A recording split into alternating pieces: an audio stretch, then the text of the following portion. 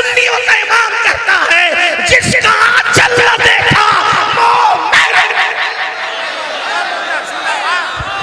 نعرہ تکبیر، نعرہ رسالت، نعرہ حیدری، شہید اعظم کانفرنس مسلک اعلی حضرت۔ بھائی جو بار بار دربار میں جائے گی اسے کون کون دیکھے گا؟ لیکن یہ امام احمد رضا کا مسلک ہے، کہتے ہیں میرے نبی کی شہزادی تو شہزادی ہے، ان کا دوپٹہ تو دوپٹہ ہے۔ دوپٹے کو کوئی مرد کیا دیکھ سکتا ہے؟ جس کے دوپٹے کو کبھی چاند و سورج نے نہیں دیکھا اسے حسین پاک کی امی سیدہ فاطمہ کہا جاتا ہے۔ دیکھ رہے لوگ کہتے ہیں وہ بھی تو اہل بیت بیان کرتے ہیں، تم بھی کرتے ہو۔ میں نے کہا فرق دیکھ لو، وہ گلی گلی گھما رہا ہے اور ہم کہہ رہے ہیں، ہمارا امام کہہ رہے ہیں کہ جس کا آنچل نہ دیکھا، آنچل کہتے ہیں دوپٹے کو، جس کا آنچل نہ دیکھا مئو مہر نے، مہر کہتے ہیں سورج کو اور مہ کہتے ہیں چاند کو، کیا نبی کی بیٹی ہوگی، کیا شہزادی ہوگی جس کے دوپٹے کو چاند و سورج نے نہیں دیکھا؟ اور یہ کون کہہ رہا ہے پتہ ہے؟ شاعر نہیں کہہ رہا ہے، 108 علوم و فنون کا ماہر مجدد کہہ رہا ہے، جس کے مخالفین بھی اس بات کو ماننے پہ مجبور ہیں کہ امام احمد رضا نے کسی بات میں غلو نہیں کیا، انہوں نے کسی بات کو بغیر دلیل کے نہیں کہا۔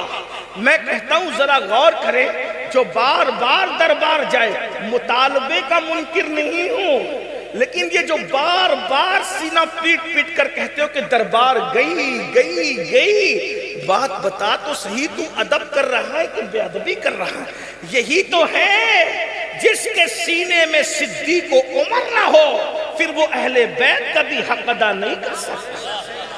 یہ معاملہ تو ان کے سینوں کا ہے جس میں علی مرتضیٰ کے یار بستے ہیں، جس میں شیخین بستے ہیں، جس میں اصحاب بستے ہیں۔ اور سنیو تم کو بھی کہتا ہوں کسی پر پھسلنے کی ضرورت نہیں ہے، جتنے احتیاط کے ساتھ ہمارے یہاں ذکر اہل بیت ہے اتنا احتیاط تو کسی کے یہاں ہے بھی نہیں۔ میرا عنوان وہ نہیں ہے، میں تو امام حسین کا ذکر کرنے لگا ہوں، لیکن بات آگے تو اور وقت میں بھی اتنی گنجائش نہیں ہے، لیکن میں کئی جگہ یہ بات میں نے رکھی، آج میں جوکھن پور میں بھی یہ بات رکھوں کہ ڈاکٹر اقبال نے جب سیدہ کی شان بیان کی، ذرا غور کرنا، توجہ ہے آپ کی، تھوڑا اس طرف توجہ کر لیں بھائی، ادھر باتیں نہ کرو، مولانا صاحب باتیں نہ، ادھر دیکھو، چھوڑ دو اس کو، ٹائم ہی تھوڑا سا ہے، میرے بعد آپ کو بہت سننا ہے، توجہ ہے آپ سب کی۔ اقبال نے جب سیدہ کی شان بیان کی تو 6 مصرے میں 6 شانیں بیان کی، 6 مصروں میں 6 شانیں، یعنی 3 شعر میں 6 شان بیان کی، 3 شعروں میں 6 شانیں۔ اور یہ بریلی کا قلندر ہے جس نے 1 مصرے میں سیدہ کی شان بیان کر دی، 5 شانیں بیان 1 مصرے میں۔ اور پھر میں کہتا ہوں، تعصب سے نہیں کہتا، اقبال کا میں بڑا احترام کرتا ہوں، اس کی شاعری کی بہت سارے، اس کے بہت سے اشعار اچھے ہیں، ہم کوئی تعصب نہیں کرتے، لیکن اقبال سے بہت اچھا کہے گئے، اس لیے کہ اقبال جو ہے وہ استعارے کی زبان استعمال کرتے رہے سمجھانے کے لیے، لیکن یہاں امام نے اینڈ کیا ہے، اور اردو زبان کو چیلنج ہے یہ مصرع کہ کسی نے اردو زبان میں ایک لفظ کو اتنے معنی میں بیان کیا ہو تو مجھے لا کے بتاؤ۔ دیکھیں سیدہ کی شان، نام نہیں لیا اور شان سیدہ بیان کیا، غور کریں، کہتے ہیں نور۔ اب بتائیں کہ کسی شخصیت کو نور سے بڑھ کے آپ کہہ کیا سکتے ہیں؟ اب بتائیں، یہ امام احمد رضا کا الفاظ کا انتخاب، کہتے ہیں نور، بنت نور، زوج نور، ام نور، نور۔ دیکھ لیں کیا کڑی ہے نور کی، نور، سیدہ نور ہے، بنت نور، نور کی بیٹی ہے، زوجے نور، نور کی بیوی ہے، ام نور، نور دو نور کی ماں ہے، نور نور، ایک نور امام حسن ہے، ایک نور امام حسین ہے، اسی کو امام احمد رضا کہتے ہیں۔ اور پھر ایک مصرے میں نسبت نور، بنت نور، زوجے نور، ام نور، نور، 5 نسبتیں ایک مصرے میں بیان کر دی، اور اب چھٹی نسبت ایک مصرے میں کہتے ہیں نور مطلق کی کنیز، اللہ رے لما نور کا، شان وحدانیت کا ادب تو دیکھیں جس میں خدا کی شان کے ساتھ بیان ہو رہا ہے، اس میں پھر ساتھ میں کسی کا تذکرہ نہیں ہے، وہاں سیدہ فاطمہ الزہرا کی بندگی کا ذکر کیا جا رہا ہے۔ وہ نور ہے، نور کی بیٹی ہے، نور کی بیوی ہے، نور نور کی ماں ہے، اور جس خدا کی بندی ہے وہ خدا بھی اپنی شان بے مثالی کے ساتھ نور ہے۔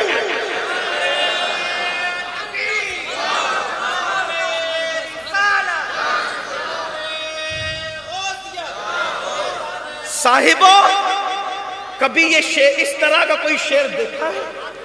میں تو ایک جملہ کہوں گا یہاں، تعصب سے نہیں، حقیقت میں چیک کرنا، اگر میری غلطی ہو تو مجھے یاد دلانا۔ 600 سال 700 سال کی رافضیت کی، یا 900 سال پکڑنے، 900 سال کی رافضیت کی ساری کتابیں جو سیدہ فاطمہ کی شان میں لکھی گئی ہوں وہ ایک پلڑے میں رکھیں، اور میرے امام کے یہ 2 مصرے ایک پلڑے میں رکھیں۔ میرے امام کے 2 مصرے ان کی ساری تعریفوں پر بھاری پڑتے نظر آئیں گے۔ ذرا غور کریں، اس شعر کو ذرا پڑھیے تو اپنے اللہ کرے سب کو یاد ہو جائے۔ بہنوں سے گزارش ہے اطمینان سے بیٹھیں، میں پڑھتا ہوں اس کو اپنے لہجے میں، میں آپ لوگوں کے لہجے کی طرح اچھی آواز نہیں رکھتا، لیکن ذکر سیدہ آیا ہے تو میرا دل چاہتا ہے کہ میں امام کی یہ 2 مصرے پڑھوں، آپ سب ساتھ میں شامل ہو جائیں، پھر میں بات کو آگے بڑھاتا ہوں۔ امام کہتے ہیں نور بنت نور زوجے نور ام نور نور۔ اگر سنی مل کے پڑھ سکتا ہے تو پڑھ لیں، اہل منبر بھی پڑھ سکتے ہیں تو وہ پڑھ سکتے ہیں۔ آواز یہ نعت خان بھائیوں کی طرح میری نہیں ہے، لیکن وہاں تو دل دیکھا جاتا ہے۔ ذرا سب شامل ہو جائے، اللہ کرے سنیوں کے بچے بچے کو یاد ہو جائے۔ لوگ کہتے ہیں سنی اہل بیت کا ذکر کرتے نہیں، میں نے کہا جو سنی کرتے ہیں تم انہیں سنتے نہیں، تم نے وہ سنی نہیں دیکھے جو اہل بیت کا ذکر کرتے ہیں شان سے۔ یوں کہا کرتے ہیں سنی داستان اہل بیت، ہم جس طرح کرتے کون کر سکتا ہے؟ ذرا غور کیجئے، مل کے پڑھیے۔ کہتے ہیں نور بنت نور زوجے نور ام نور نور، نور بنت نور زوجے نور ام نور نور، نور مطلق کی کنیز، اللہ رے لمعہ نور کا۔ نتیجہ نکالتے ہیں ایک سینے تک مشابہ، ایک وہاں سے پاؤں تک، ایک سینے تک مشابہ، ایک وہاں سے پاؤں تک، حسن سبتین ان کے جاموں میں ہے نیما نور کا، تو تیری نسل پاک میں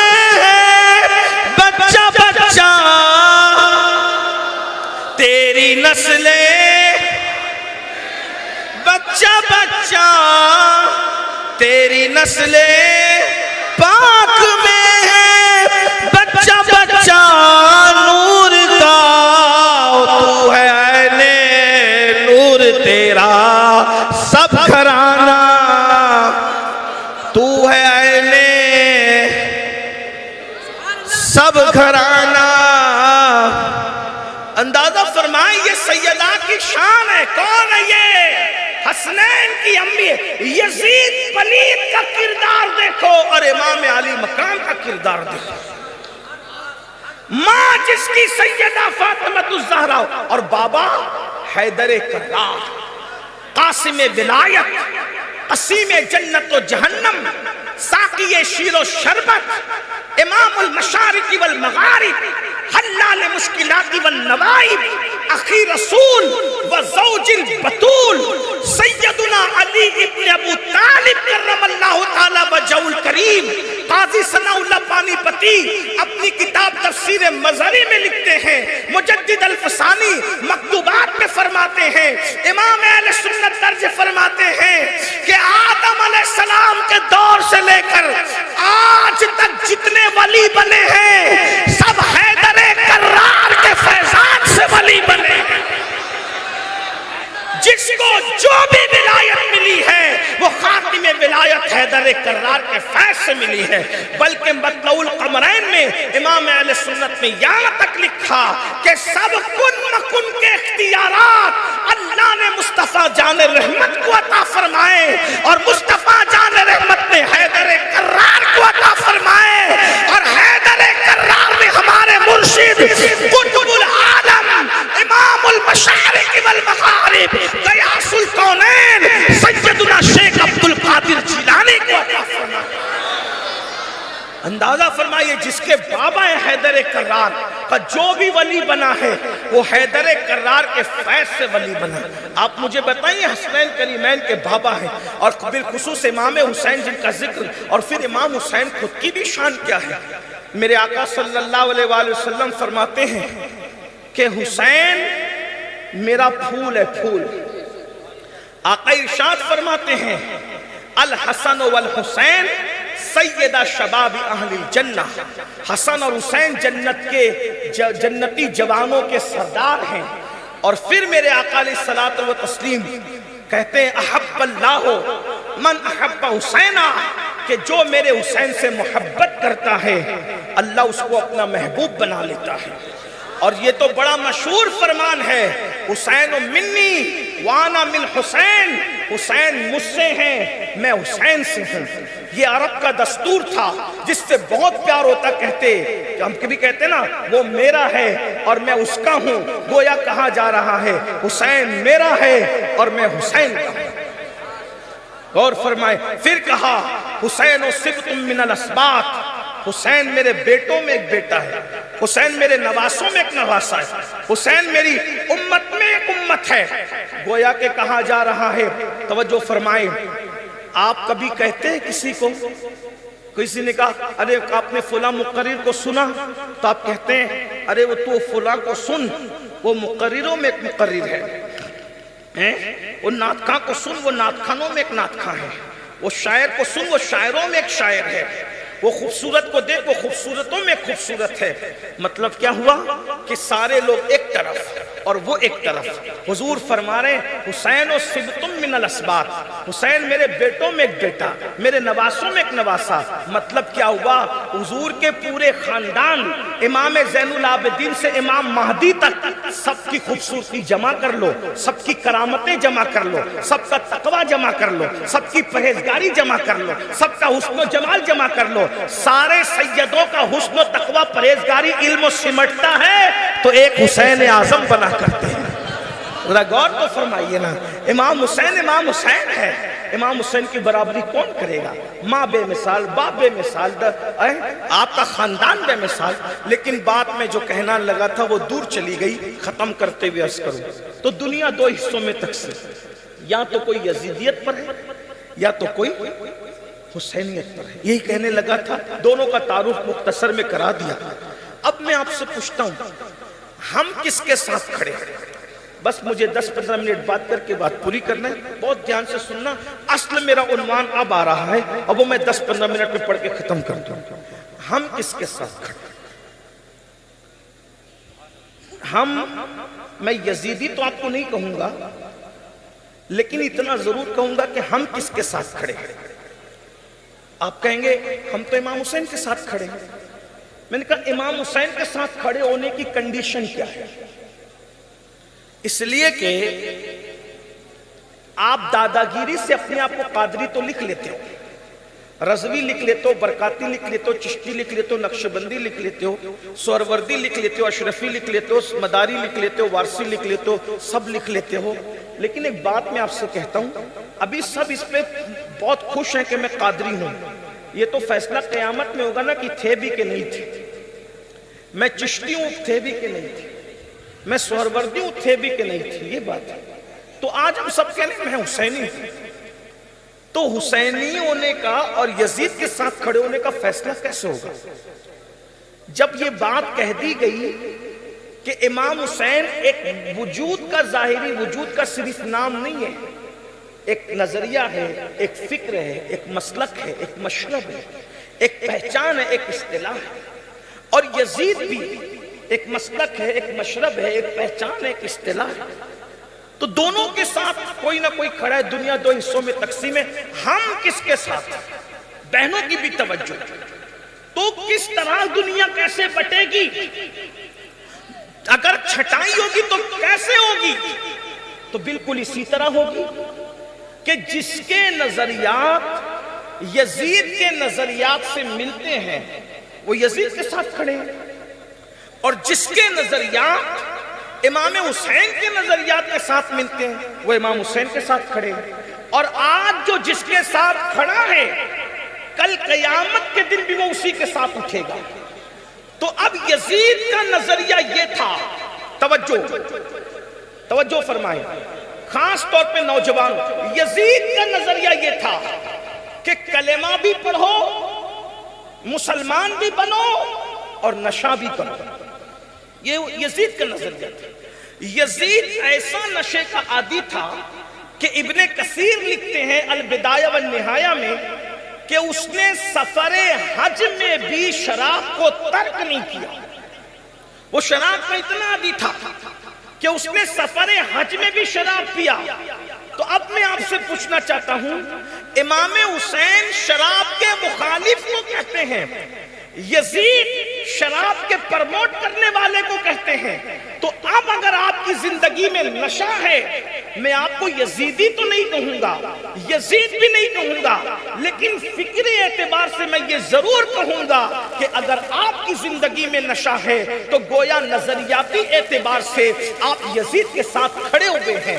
اور جو آج یزید کے ساتھ کھڑا ہوا ہے پھر اس کو یاد رکھنا چاہیے کہ وہ قیامت کے دن کبھی امام حسین کے ساتھ کھڑا نہیں رہ سکے گا. اللہ اکبر. یہی تو آپ کو بتانے کی بات ہے، جس منہ سے جس زبان سے امام حسین کا شربت پیتے ہو اسی منہ سے نشے کی گولیاں کیسے اتار لیتے ہو، اسی منہ سے ایمٹی پاؤڈر کیسے اتار لیتے ہو، اسی منہ سے شراب کے گھونٹ کیسے اتار لیتے ہو. مجھے بتاؤ امام حسین والا کبھی نشے کے قریب جا سکتا ہے؟ جو امام حسین کے ساتھ کھڑا ہے کبھی وہ نشے کو پرموٹ کر سکتا ہے؟ اللہ اکبر. اندازہ فرمائے آج اللہ ہمارے جوان مسکراتے ہیں، ہنستے ہیں، یہ مولانا لوگ کیسی بات کرتے ہیں. یاد رکھنا یزید پرموٹ تو یہی کرنا چاہتا تھا.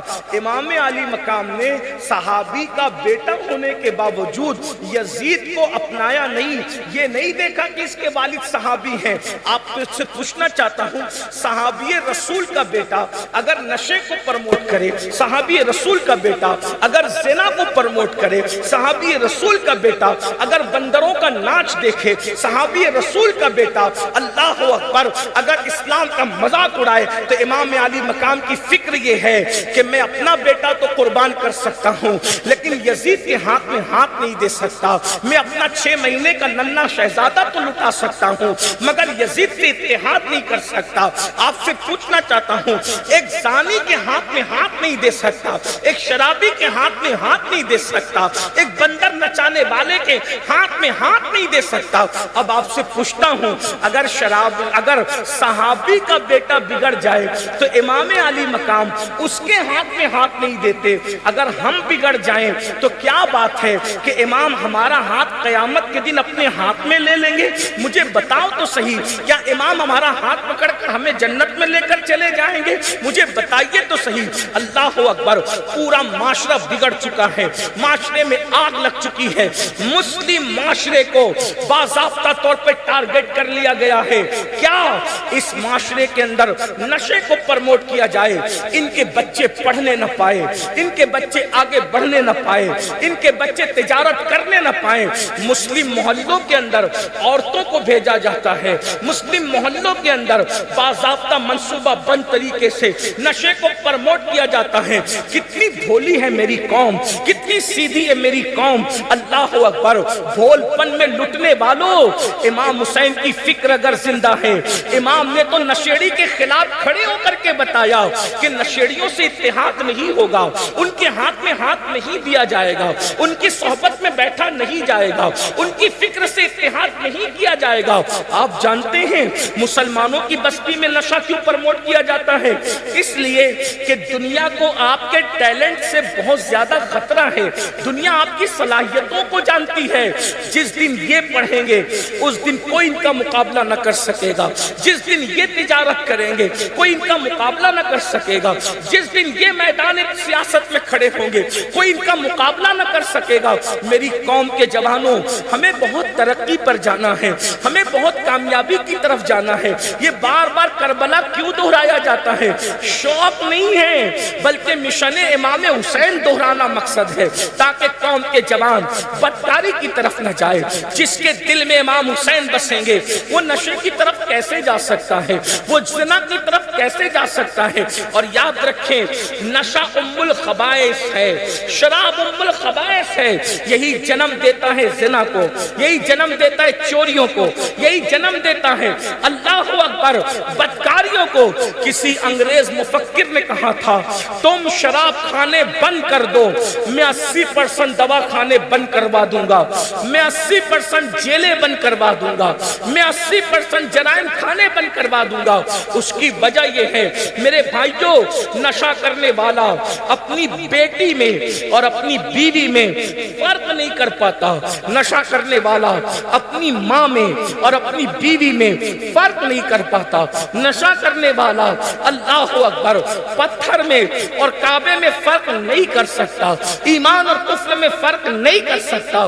اللہ اکبر، اس قوم کے وہ جوان جنہوں نے کبھی اندلس کے ساحل پہ کشتیاں جلائی تھی، آج ان جوانوں کو نشے کی لعنت میں ڈبا کر کے اپنے مستقبل سے بے پرواہ کر دیا گیا، اپنے ماضی سے بیگانہ کر دیا گیا، اپنے حال پر سے ان کی نظر ختم کر دی گئی۔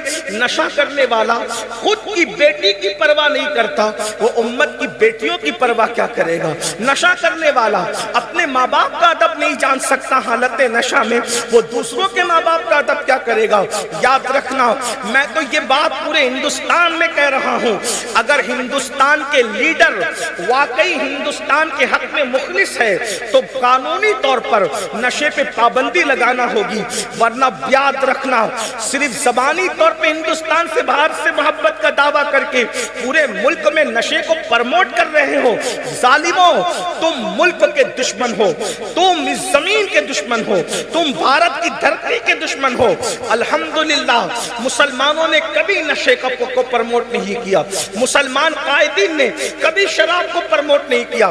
ہمارے یہاں تو شراب سے اتنی نفرت ہے کہ جس کے پیٹ میں شراب کا ایک قطرہ چلا جاتا ہے، ہمارے یہاں کہا جاتا ہے کہ 40 دن تک نہ اس کی دعائیں قبول کی جاتی ہے، نہ اس کی عبادتیں قبول کی جاتی ہے، نہ اس کا فرض قبول کیا جاتا ہے، نہ اس کا نفل قبول کیا جاتا ہے۔ زنا جو پرموٹ ہو رہا ہے اس میں نشہ کو عمل دخل ہے۔ بھارت کے اندر جو قتل کے جرائم ہے، چوری کے جرائم ہے، یہ اس میں نشے کا بہت بڑا عمل دخل ہے۔ میں اس کو حدیث پاک سے مزین کرنا چاہتا ہوں۔ ایک مرتبہ اللہ کے رسول علیہ السلام کے پردہ فرمانے کے بعد صحابہ میں گفتگو ہو رہی ہے، سب سے بڑا گناہ کون سا ہے، سب سے بدترین گناہ کون سا ہے؟ سنو میری قوم کے جوانوں، آج اسکول اور کالج کالجز میں بھی باضابطہ ایجنٹ لڑکوں کو بھیجا جا رہا ہے کہ وہ بچے جو بڑے ذہین ہیں، وہ بچے جو بڑے محنتی ہیں، ان سے دوستی کر لی جائے اور دوستی کر کے ان کو کسی طرح سے نشے کا عادی بنا دیا جائے۔ یہ ایم ڈی پاؤڈر ہے، اگر 3 دن تک اس کو غلطی سے چٹا دیا گیا، چوتھے دن بندہ اس کے بغیر نہیں رہ سکتا۔ ایم ڈی کا نشہ بہت تیزی کے ساتھ عام ہوتا جا رہا ہے، ہمیں بہت ہوشیار رہنا ہوگا۔ اسلام دشمن طاقتیں کل تک ہمیں تلواروں سے مارتی تھی، بندوقوں سے مارتی تھی، بموں سے مارتی تھی، میزائلوں سے مارتی تھی، لیکن ظالموں نے سوچا مارتے ہیں تو بدنام بھی ہوتے ہیں اور میزائل بم اور گولی میں ہمارا روپیہ بھی خرچ ہوتا ہے، ایک کام کریں، جوتا بھی انہی کا ہو، سر بھی انہی کا ہو، پیسے بھی انہی کے ہو، موت بھی انہی کی ہو، پیغام بھی انہی کی ہو، بربادی بھی انہی کی ہو۔ اب وہ تمہیں گولیوں سے ہلاک نہیں کرنا چاہتے، اب وہ تمہیں میزائلوں سے ہلاک نہیں کرنا چاہتے، اب وہ تمہیں بموں سے ہلاک نہیں کرنا چاہتے۔ دیکھ رہے ہیں فلسطین کا انجام، نصف صدی گزرتی آ رہی ہے، وقت کی سپر پاور ان بھوکوں سے مقابلہ نہیں کر پا رہے ہیں، ان ننگوں سے مقابلہ نہیں کر پا رہے ہیں، ان بیواؤں کے بچوں سے مقابلہ نہیں کر پا رہے ہیں۔ کیوں؟ اس کی وجہ یہ ہے کہ یہ فاقہ کش کہ موت سے ڈرتا نہیں، ذرا روح محمد اس کے بدن سے نکال دو، فکر عرب کو دے کے فرنگی تخیلات اسلام کو حجاز و یمن سے نکال دو۔ آپ سمجھتے کیا ہیں؟ فلسطین کے وہ لوگ جو طویل وقت سے مقید ہے، مقید کسی پورے ملک کو قیدی دیکھنا ہو، بلکہ اللہ اکبر ایک جملہ دے رہا ہوں آپ کو، دمشق کے کربلائی قید خانے کی یاد اگر آج بھی کوئی تازہ کر رہا ہے تو وہ فلسطین کے مسلمان ہیں، وہ فلسطین کے ننھے بچے ہیں جو آج بھی سکینہ اور علی اصغر کی سنت پر عمل کرتے نظر آ رہے ہیں۔ آج بھی فلسطین کی عورتیں ہیں جو شہر بانو اور سیدہ زینب کی سنتوں کو تازہ کرتے نظر آ رہے ہیں، لیکن ضمیر کا سودا نہیں کر رہے، بلکہ اب تو میں نے سنا ہے یہودیوں نے ان کو بھی نشے کا عادی بنانا شروع کر دیا۔ اس لیے کہ صلاح الدین ایوبی نے کہا تھا، ہزاروں ہتھیار جس قوم کو تباہ اور برباد نہیں کر سکتے، اس قوم کو 2 چیزیں برباد کر سکتی ہے، ایک تو شراب ہے اور دوسرا شباب ہے۔ اس سے خطرناک کوئی ہتھیار بربادی کا ہے ہی نہیں، اور تم دونوں میں ڈوبتے جا رہے ہو۔ برباد ہونے والی قوموں کی نشانی یہی ہے۔ خدا کے لیے رحم کرو، جس خوبصورت لڑکی کو دیکھا آج کل کے چھوکرے وہاں پھسل گئے، اس کے سوا اور بھی کچھ ہے؟ ہر فلم کا سرنامہ محبت، ہر سیریل کا عنوان محبت، ہر ناول کا ٹاپک محبت، ہر چھوکروں کی زبان پہ عشق عشق۔ میں نے کہا ہم عشق کے کوئی مخالف ہیں؟ ہمارا تو پورا مذہب عشق پر ہے، ہمارا تو پورا مسلک عشق پر ہے، لیکن نفسانیت اور عشق میں فرق ہے۔ جہاں نفسانیت ہوتی ہے وہاں زنا ہوتا ہے، جہاں عشق ہوتا ہے وہاں کردار کا تقدس ہوتا ہے۔ نفسانیت کفر تک لے جاتی ہے، عشق بت کھانے سے خدا کھانے تک لے جاتا ہے۔ عشق کو سمجھا کیا ہے؟ عشق کسی حبشی کو مل جائے تو اس کے تلوے کے نیچے کعبے کی چھت نظر آتی ہے۔ عشق اگر کسی قرمی کو مل جائے تو بغیر زیارت رسول کے اس مقام پر پہنچایا جاتا ہے کہ صحابہ کرام ان سے دعا کی درخواستیں کرتے نظر آتے ان کی عظمت اور بزرگی کو بتانے کے لیے۔ اندازہ فرمائے عشق کیا ہے؟ عشق امام ہے۔ عشق کیا ہے؟ میرے امام نے کہا تھا، اللہ اکبر، خاک ہو کر عشق میں آرام سے سونا ملا، چاند کی اکسیر ہے الفت رسول اللہ کی، اے عشق تیرے صدقے چلنے سے چھٹے سستے، جو آگ بجھا دے گی وہ آگ لگائی ہے۔ عشق کیا ہے؟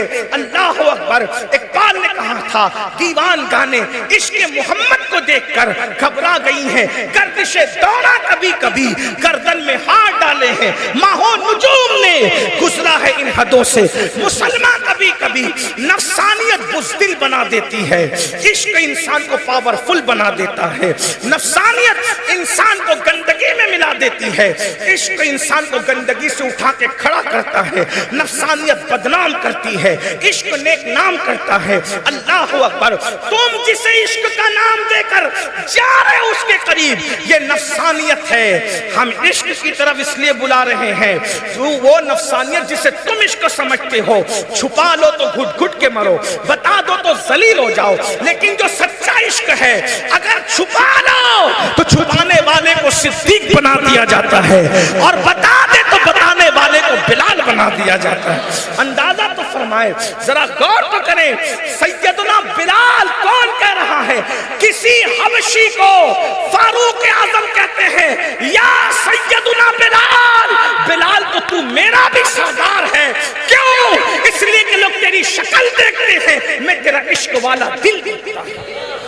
عشق کو کتنی بلندی پہ, جہاں عشق ہوگا وہاں نشہ نہیں ہوگا, جہاں عشق ہوگا وہاں زنا نہیں ہوگا, جہاں عشق ہوگا وہاں تاش کے پتے نہیں ہوں گے, جہاں عشق ہوگا وہاں یزیدی کردار نہیں ہوگا. اس لیے کہ سب سے بڑے اس زمانے کے عشق و محبت کے امام کو, اپنے زمانے کے عشق و محبت کے امام کو امام حسین کہتے ہیں, جس نے سب کچھ لٹا دیا, جس نے سب کچھ قربان کر دیا, اپنی ہستی کو مٹا دیا.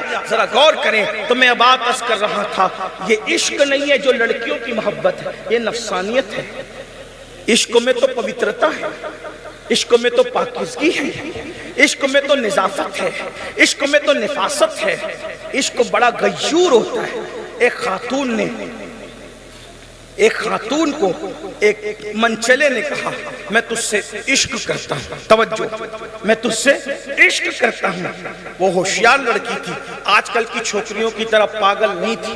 سیریل دیکھ کر پاگل ہونے والی یہ بچیاں, جنہیں سبق نہیں دیا جا رہا ہے کہ بھاگنے بھگانے کا نام فیشن ہے. نہ, ہمارے مذہب میں جب بھاگ کر مسجد نہیں جا سکتے, توجہ فرمائیں, جس مذہب کا تقدس یہ ہے کہ جماعت پکڑنے کے لیے بھی کہا گیا کہ بھاگ کر نہ جاؤ, جہاں جماعت پکڑنے کے لیے بھاگنے کی اجازت نہیں ہے, وہاں کسی کے ساتھ شوہر بنا کر کے بھاگ بھگوڑے بن کے جا کر جانے کی اجازت کیسے ہو سکتی ہے؟ یہ آج کے 2 لمحے کی لذت کے لیے اگر قوم کی بیٹیاں اور بیٹے بھاگ رہے ہیں, تو آج کے 18 سال کے بعد کی بات دیکھو, جب تمہارے بچے جوان ہو جائیں گے, اچھے شریف گھر کے رشتے نہیں آئیں گے, کیونکہ لوگ کہیں گے جس کی ماں نے بھاگ کے شادی کی تھی وہ بیٹی کون سی شریف ہوگی, جس کے باپ نے بھگا کے شادی کی تھی وہ بیٹا کون سا شریف ہوگا. میں آپ جانتے ہیں یہ باتیں نادانی کی نہ کرو, ہم تو تقدیر پہ ایمان رکھتے ہیں. اگر قدرت نے کسی کی قسمت میں کسی کو لکھ دیا ہے تو قدرت کو دیکھو. کبھی سوچا نبی کی اولاد بھی بھائی کی دشمن ہوتی ہے, نبی کی اولاد بھی بھائی کو کنویں میں ڈالتی ہے, نبی کی اولاد بھی دراہیمہ معدودہ پر اپنے بھائی کو فروخت کرتی ہے. آخر یہ نبی کی اولاد کر رہی ہے. توجہ ہے, نبی کی اولاد کر رہی ہے. یوسف علیہ السلام کے بھائیوں کو گالی نہ دیا کرو, جتنا قرآن نے کہا قرآن بیان کرتے وقت, تفسیر بیان کرتے وقت اتنا ہی بولا کرو, اپنی طرف سے گڑبڑ نہ کیا کرو, کیونکہ وہ آل پیغمبر ہے. کیوں؟ خیر ہی و شر ہی من اللہ تعالی, ہمارا عقیدہ ہے. بھائیوں کو کیوں دشمن بنایا؟ قدرت وہ شر لاتی ہے جس میں خیر کا پہلو ہوتا ہے. حضرت یوسف کی قسمت میں زلیخا لکھی ہوئی تھی, لیکن کدھر زلیخا یمن کی طرف پڑی ہوئی ہے اور کدھر حضرت یوسف ملک شام میں ہے. زلیخا کو نکاح کروا کے مصر بلایا جاتا ہے, لیکن حصے میں حضرت یوسف کے ہیں. شوہر قریب جاتا ہے تو ایک جنی کو زلیخا کا روپ بنا کر کے جنی کو بھیج دیا جاتا ہے, زلیخا کو بٹھا لیا جاتا ہے, تو میرے یوسف کے لیے مخصوص ہے. توجہ فرمائیں. اب اللہ کا پیغمبر حضرت یوسف مصر پہنچیں گے کیسے؟ قسمت میں تو زلیخا لکھی ہوئی ہے. تو بھائیوں کے دلوں میں دشمنی ڈالی جاتی ہے, کنویں میں ڈلوایا جاتا ہے, بازار میں بچوایا جاتا ہے, اور اس کے بعد عزیز مصر کے گھر تک پہنچوا کر کے زلیخا اور یوسف کی ملاقات کرا کے بتایا جاتا ہے, جس کو جس کے ساتھ لکھتے ہیں یوں ملانے کے انداز جانتے ہیں. تو تم جلدی کیوں کرتے ہو؟ وقت آنے دو, تمہارے گھر پہ چل کر کے رشتے آئیں گے. آج کل رشتے تاخیر سے آتے ہیں تو بچیاں بڑی ہوئی عجیب ادمات مچا رہی ہے، بچے بھی ادمات مچا رہے ہیں۔ او انتظار تو کرو، خدا کے یہاں ہر کام کا ایک وقت ہے۔ جب خدا ملانا چاہتا ہے، کدھر ابو صالح؟ کبھی ام الخیر نے نام نہ سنا تھا، کدھر ابو صالح؟ حضرت عبداللہ سومئی سالار نے کبھی نام نہیں سنا تھا، لیکن دریا کا سیب کھلایا جاتا ہے، احساس دلایا جاتا ہے، دریا کے کنارے چلایا جاتا ہے، باغ تک باش جو ہے وہ سیب کے بہانے پہنچایا جاتا ہے، اور سزا کے طور پہ باغ کی رکھوالی کرائی جاتی ہے، اور حضرت ام الخیر کو ابو صالح کے ساتھ ملا دیا جاتا ہے۔ کوئی اغوا تھا، کوئی پچوا تھا، کوئی محنت تھی، کسی کی کوشش تھی، قدرت بتا رہی ہے جسے ملاتے ہیں یوں ملانا جانتے ہیں۔ کبھی سیب ذریعہ بنتا ہے، کبھی سلیمان اور بلقیس کے لیے ہدہد ذریعہ بنتا ہے، کبھی بھائیوں کی جفا ذریعہ بنتی ہے۔ تھوڑا اطمینان تو رکھو، قدرت پر یقین تو رکھو، ہر چیز چل کر آئے گی۔ وقت سے پہلے کسی کو نہیں ملتا اور تقدیر سے زیادہ بھی نہیں ملتا۔ تھوڑا صبر تو کر لو، صبر کرنا سیکھو، ہر چیز تمہیں ملے گی، ہر نعمت تمہیں ملے گی۔ خدا کے پاس گڑ گڑانا سیکھو، خدا کی بارگاہ میں معروضات رکھنا سیکھو۔ بچیاں بھی ادھم مچائے ہوئے رشتے میں، اور بچیوں سے زیادہ ماں باپ ادھم مچائے ہوئے۔ جو آتا ہے اس کو رشتہ نہیں آتا، اس کو رشتہ بیٹی سمجھتی میں تو بوجھ بن گئی ہوں، ماں باپ اسی کے سامنے کہتے ہیں اس کو رشتہ نہیں ہے۔ او بھائی وقت آئے گا تو سب آئے۔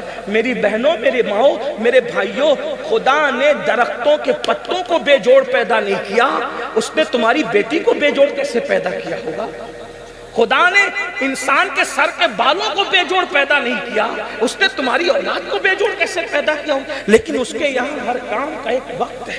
میرے امام کہتے ہیں رضا، ہر کام کا ایک وقت ہے، دل کو بھی آرام ہو ہی جائے گا، لطف ان کا عام ہو ہی جائے گا، شاد ہر ناکام ہو ہی جائے گا، سب ہو جائے گا۔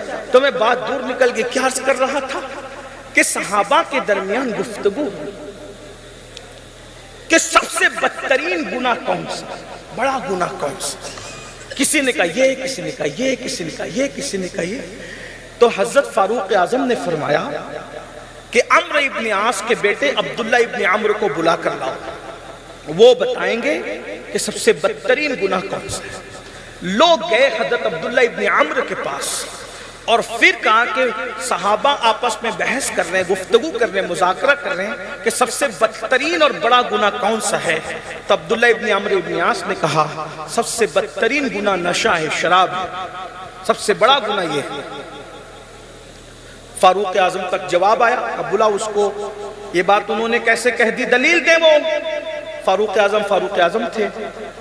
عبداللہ ابن عمرو ابن عاص آئے، امیر المومنین، میں نے اپنی مرضی سے نہیں کہا، میں نے اپنی طبیعت سے نہیں کہا، بلکہ اللہ کے رسول صلی اللہ علیہ وآلہ وسلم سے میں نے خود سنا کہ ایک بادشاہ نے ایک جوان کو اٹھایا اور اس کے تقوی اور پرہیزگاری پر اس نے سوالیہ نشان کھڑا کرنا چاہا، تو اس نے اس جوان کو کہا اے جوان، تجھے بت کو سجدہ کرنا پڑے گا ورنہ میں تجھے قتل کر دوں گا۔ اس نے کہا میں بت کو سجدہ نہیں کروں گا، یہ شرک ہے۔ پھر اس نے کہا تجھے زنا کرنا پڑے گا، کہ یہ تو بڑا بدترین گناہ ہے، یہ بہت فحش گناہ ہے، میں یہ نہیں کروں گا۔ اس نے کہا کسی کو قتل کرنا پڑے گا، کہا قتل بھی بہت بڑا گناہ ہے، کیونکہ کہا گیا کہ جو کسی کو بے گناہ قتل کرے گا وہ جنت کی خوشبو سے بھی محروم رہے گا۔ تو کہا پھر نہ بت پرستی کرتا ہے، نہ قتل کرتا ہے، اور نہ ہی زنا کرتا ہے، تو پھر ایک کام کر، شراب پی لے۔ اس کو لگا یہ بہت آسان ہے، بہت آسان ہے، تو اس نے کہا میں شراب پی لوں گا۔ پھر اللہ کے رسول کی حدیث پاک کا مفہوم ہے کہ اس نے شراب کا ایک کٹورا پیا اور نشے میں ایسا دھوت ہوا کہ زنا بھی کر لیا، قتل بھی کر لیا اور بت کو سجدہ بھی کر لیا۔ تو حضرت عمرو ابن عاص نے کہا امیر المومنین، شراب پینے سے پہلے وہ جن گناہوں سے نفرت کر رہا تھا، شراب پینے کے بعد نشے میں اس نے وہ سارے کام کر لیے، تو یہ سب سے بڑا گناہ ہے۔ میرے بھائیوں، آج ہمیں بھی ہماری ترقی کو روکنے کے لیے، ہماری کامیابی کو روکنے کے لیے ہمارے معاشرے میں نشے کو پرموٹ کیا جا رہا ہے، پڑھے لکھے نوجوانوں میں، بیٹیوں کو تک۔ اور ایک بات کہہ دوں، میں حقے پر کوئی ناجائز ہونے کا فتویٰ لے کر نہیں آیا، لیکن اتنا ضرور کہوں گا آج حقے کے تمباکو میں بھی سازش کے طور پہ MD کا پاؤڈر ملایا جاتا ہے اور ہمارے جوانوں کو کسی طرح سے اس کی طرف دھکیلنے کی کوشش کی جاتی ہے۔ خدا کے لیے اپنے بچوں کو حقے سے بھی بچاؤ، اپنے بچوں کو ہر اس بات۔ میں آپ کو اتنے ایک بات کہہ دوں، رسول اللہ اتنے محتاط تھے، اللہ کے رسول نے جائز کھانوں میں وہ کھانا بھی نہیں کھایا جس کو کھانے کے بعد سستی آتی ہو، یعنی جو کھانا انسان کو سست کر دے وہ کھانا نہیں کھایا، جو کھانا انسان کے پیٹ میں جا کر اس کا پیٹ پھلا دے وہ کھانا بھی نہیں کھایا، یعنی میدا حضور نے کبھی استعمال نہیں فرمایا۔ غور کریں، حالانکہ جائز ہے میرے بھائیوں، جب سست کرنے والا کھانا اللہ کے رسول نہیں کھاتے تو نشہ کرنے والی چیز حضور کی امت کیسے استعمال کر رہی ہے؟ جب تک ہم نشہ نہیں کرتے تھے اس ہندوستان کی سرزمین پر ہم نے 700 سال تک حکومت کی تھی، اب ہمارے بچے نشے میں ڈوب رہے ہیں۔ حالت یہ ہے کہ ماں بھکارن بن رہی ہے، بہن سگنلوں پہ برقع پہن کے بھیک مانگ رہی ہے، باپ جو ہے مسجد کے دروازے پہ بھیک مانگ رہا ہے۔ اور ایک بات حیا کے پردے میں کہہ دوں، نشہ کرنے سے جسم کی اتنی طاقت چلی جاتی ہے کہ شوہر ہو کر بھی آدمی اپنی بیوی کی ضرورت کو پورا کرنے کے قابل نہیں رہ جاتا۔ نتیجہ یہ ہوتا ہے اگر شریف ہے تو گھٹ گھٹ کے مرتی ہے، اور تھوڑی سی بے باک ہے تو کسی اور کے ہتھے چڑھ جاتی ہے، اور پھر اس کا جو فساد ہے وہ تم دیکھ رہے ہو۔ اس لیے خدا کے لیے نشے کے خاتمے کے لیے ہم سب کو حسینی کردار ادا کرنا ہوگا۔ یہ جو فکر ہے نا کہ کوئی کچھ بھی کر رہا ہے اپنا چپ چاپ نماز روزہ کرو اور جو کر رہا ہے اس کو کرنے دو، یہ حسینیت نہیں ہے کہ چپ چاپ نماز روزہ کرو۔ یہ چپ چاپ کا نماز روزہ تمہارے کام نہیں آئے گا۔ اگر برائی کو دیکھا اور برائی کو دیکھ کر تم نے برائی کو روکنے کی کوشش نہیں کی تو اللہ کے رسول فرماتے ہیں تم قرآن کے فیضان سے محروم کر دیے جاؤ گے، تم پر ظالم حکمراں مسلط کیے جائیں گے، تمہارے متقی لوگ دعا کریں گے تو اللہ ان کی دعاؤں کو بھی قبول نہیں فرمائے گا۔ کیوں؟